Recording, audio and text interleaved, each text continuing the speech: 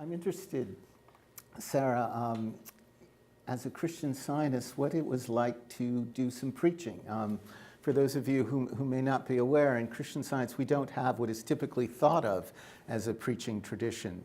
For us in our services, we read selections from the Bible and from Science and Health with Key to the Scriptures by Mary Baker Eddy. So the image of a person in the pulpit speaking words of their own is something that isn't typical for Christian Scientists. So just very curious how that has developed for you and how you found being a preacher woman.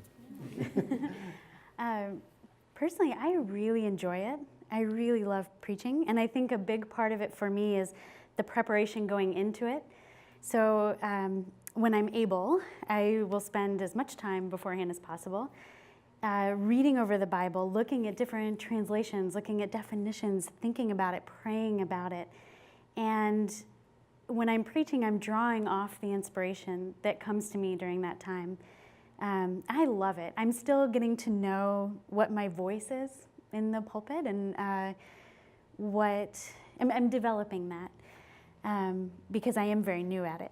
But it is, for me, it's a lot of fun, and there are just these amazing new ways of seeing Bible stories and passages in things that I'd never thought before that come out during that time, and so I love preaching.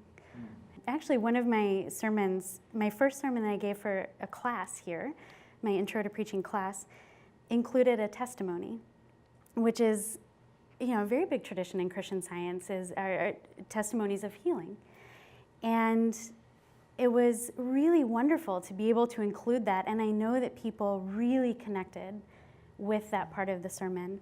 And in fact, afterward, my preaching professor recommended a book to me called Preaching as Testimony, which is a wonderful book. And so it's amazing how much you really do bring from your own tradition into these.